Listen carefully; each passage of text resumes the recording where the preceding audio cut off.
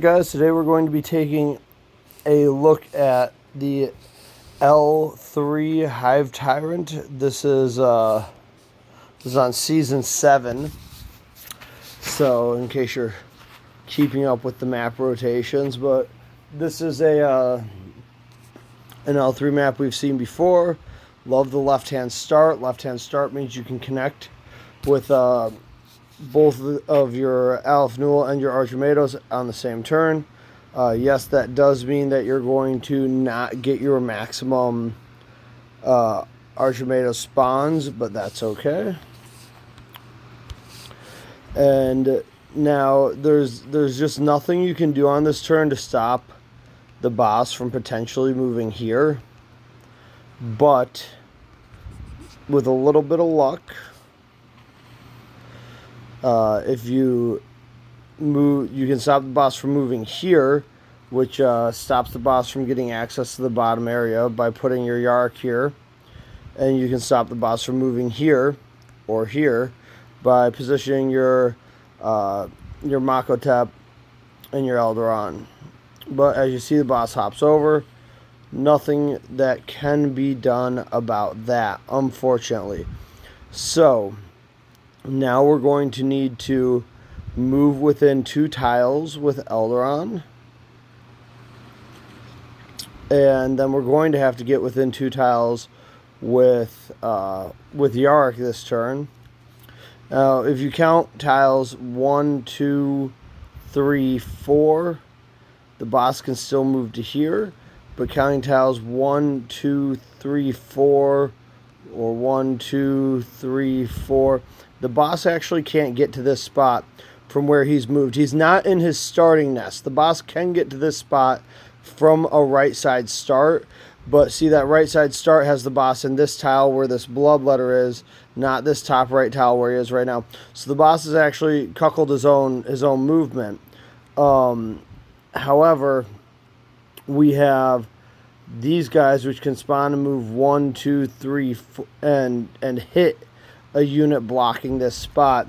So we have to put someone here who hopefully can take the hit.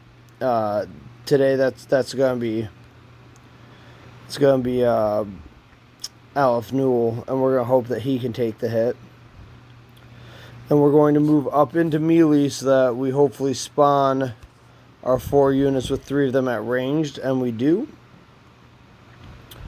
And then we'll go ahead and get our attacks off as well as we can while staying out of range of these bottom summons.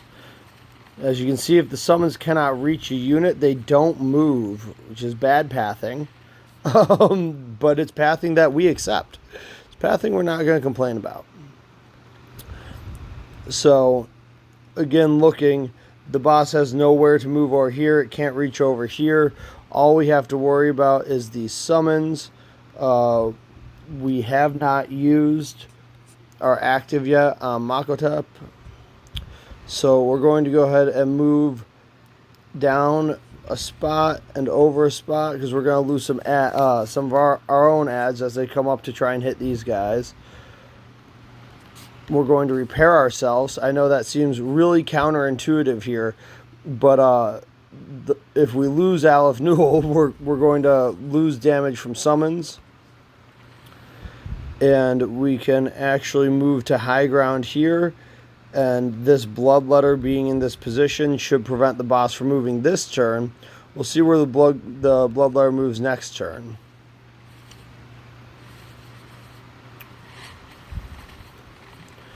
And as you can see, the goals here undoubtedly is to keep the boss in one spot as long as possible. So now this spot is vulnerable again. It's also very likely that Eldryon is going to die on this next turn. Because of that, I will be using his Executioner ability just because I don't have a lot of faith that he's going to survive. But what we're going to do first is we're going to move over here and we're going to use this. The reason we're using this here and not up where we are, just click off. This guy can't replicate. This guy can't replicate.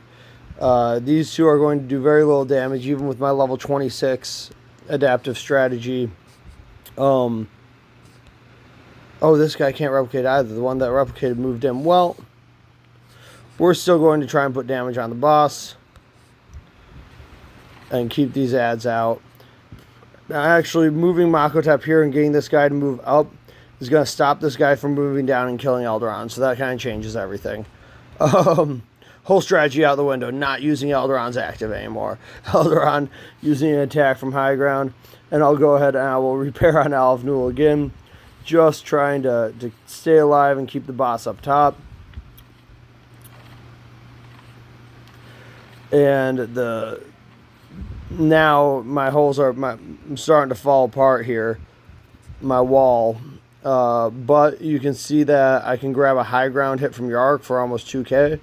That bonus damage across all 3 hits of 256 damage a hit, making some differences. And then Makotep does need to stand where he is. This spot stops the boss from moving to any of these spots, assuming that this guy doesn't come down and just smack him. But we'll see. And we're going to go ahead and we are going to use the Doom for a pretty hefty hit. And then we'll go ahead and we'll actually attack this guy. Oh, we get a flea. We get so lucky. We lose Makotep and the boss moves. Oh, but the boss stays within 2 range of Doom, which is actually good. This Bloodletter got to move, and on movement, he gets an extra piercing damage hit, meaning he hit for 2 hits with the bonus damage from Doom, so that was pretty cool. And we're on our final turn. We can't get any high ground attacks here on the boss with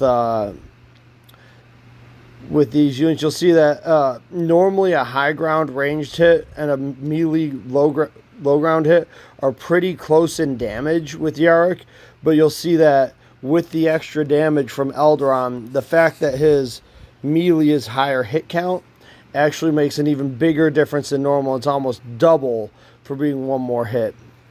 So typically it's around 1.5 times the damage.